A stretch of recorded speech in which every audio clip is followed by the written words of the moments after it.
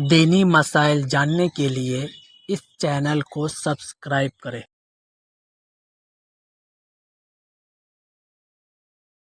السلام علیکم ورحمۃ اللہ وبرکاتہ۔ 4 رکعت والی نماز کوئی شخص پڑھ رہا ہے، وہ فرض ہو یا سنت ہو۔ یاد رہے فرض یا سنت، نفل کی بات نہیں کر رہا ہوں کیونکہ نفل کا مسئلہ الگ ہے۔ اب 4 رکعت میں وہ دوسری رکعت میں درود التحیات پڑھنے کے بعد اس کو تیسری رکعت کے لیے کھڑا ہونا تھا، لیکن وہ غلطی سے کیا کرتا ہے، التحیات کے بعد درود شریف پڑھ دیتا ہے۔ تو اب اس کی نماز کا کیا حکم ہوگا، اس بارے میں رفعت قاسمی کے جلد نماز والی کتاب میں پیج نمبر 263 پر 65 پر، اور آپ کے مسائل ان کا حل جلد 3 پیج نمبر 411 پر مسئلہ لکھا ہے کہ ایسے حالت میں، یعنی کہ اس کو چاہیے تھا، نمازی کو چاہیے تھا کہ تیسری رکعت میں کھڑا ہوتا، التحیات پوری پڑھنے کے بعد تیسری رکعت کے لیے کھڑا ہوتا، لیکن وہ غلطی سے درود شریف پڑھنے لگا، تو ایسے حالت میں اس کے اوپر سجدہ سہو لازم آئے گا۔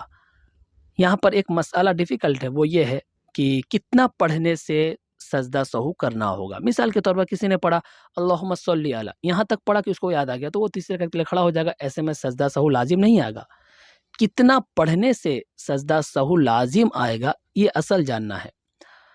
وہ یہ ہے کہ اللہم صلی علی محمد، یہاں تک اگر کوئی شخص پڑھ لیتا ہے غلطی سے تو اس کے اوپر سجدہ سہو لازم ہوگا۔ اسی طرح اس مسئلے میں اختلاف ہے، ایک مسئلہ اور بھی ہے، یعنی کہ جس میں یہ لکھا ہے کہ اللہم صلی علی محمد وعلی آل محمد، یہاں تک پڑھے گا تب سجدہ سہو لازم آئے گا۔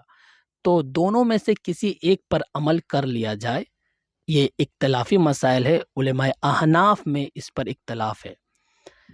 بعض اکابر علماء کے نزدیک اللہم صلی علی محمد یہیں تک پڑھنے سے سجدہ سہو لازم ہوتا ہے، اس سے کم پڑھنے سے نہیں ہوتا، اور بعض کے نزدیک اللہم صلی علی محمد وعلی آل محمد یہاں تک پڑھنے سے لازم ہوتا ہے، اس سے کم پڑھنے سے لازم نہیں ہوتا۔